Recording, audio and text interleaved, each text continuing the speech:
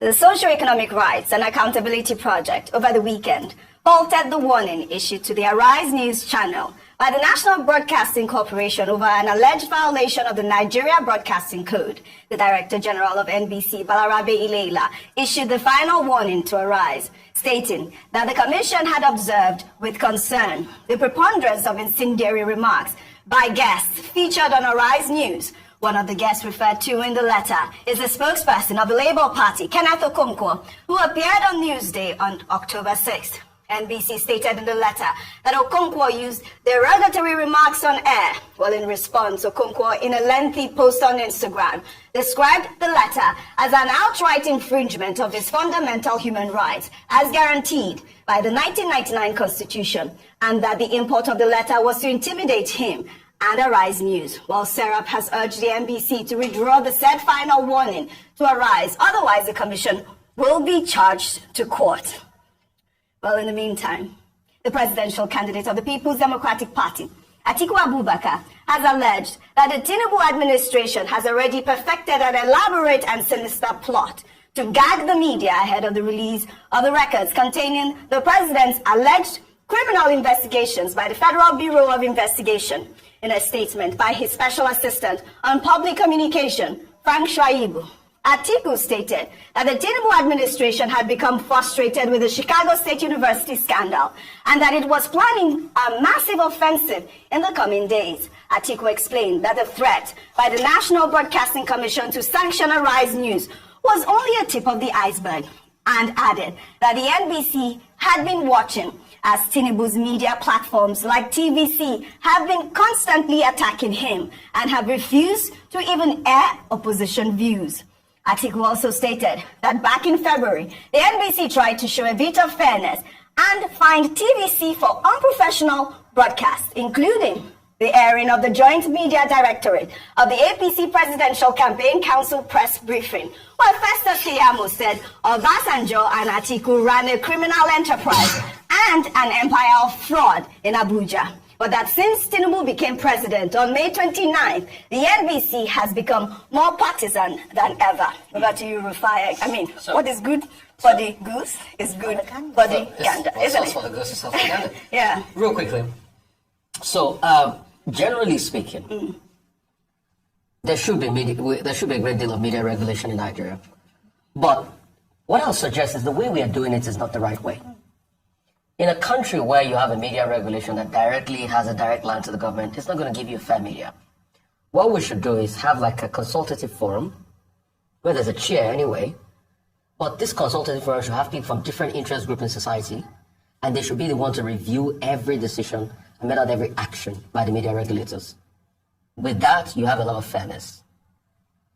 If you had seen, there's been a lot of articles written over the weekend as regards what happened to Arise at the final warning letter. Because I make bold to say, this is the same country we were in, that a state broadcaster broadcasted a coup on television. An election had not been completed. The acceptance speech of somebody was read. You wonder, didn't they have an editorial department? And it was broadcast on TV and we didn't see any big fines come down. The other TV station that was mentioned, I'm sure you know what happened. In fact, in the NBC letter, they said that in a 20 news bulletin or 30 news bulletin, about over 15 or 16 of them was for a certain political party. The opposition had no voice at all. Furthermore, in all of this rigmarole as regards the electoral process, the EU reports adjudge Arise to be the most fair and the most balanced out of all the media houses. When you see the catchment as regards the disposition on who were given, which kind of view were given sides. And it's in the EU report. Go check me. Don't take my word for it. Go to the EU report. But most importantly, we have also had many faux pas. And I'll go back to the case of NSAS. I remember I did ask a very pertinent question. 3 TV stations were fined by the regulators under Mr. Armstrong Idacho back then. And I did ask, what did the NBC use to authenticate the videos that they say were not true, that were fake videos? Till today, there's no technology as regards that they came out in their position for. But most of those videos were verified by various verification tools out there because it was online, it was digital. I think what we should do is we should make a National Broadcasting Commission more independent of the government. Because you see, if you still have it in such a way that it's couched that the minister can just make a ring and says, oh, look at them, you will have cases of not being fair. Furthermore, they talked about the election campaign. They talked about the case of Dino Melaya and all of that. I remember, and they said we put it back on watch. I remember how we berated Dino Melaya here on What's Trending and said what he did was. But you see, the friends, they don't see it. But a presidential candidate of a certain political party said all sorts of words like, oh, labor in vain, this one, you know, just like lie statistics and all of that. And it was shown on TV, I wouldn't see. A vice presidential candidate of a political party at some point called a sitting vice president ice cream seller in this country. We didn't see all of that.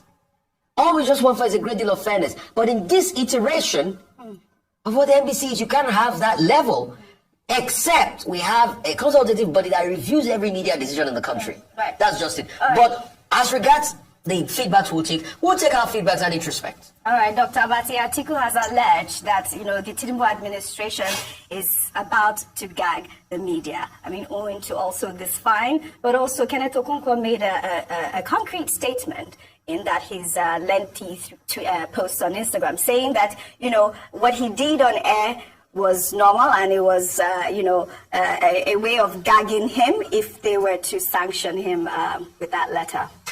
Okay, just a number of things. The first is this.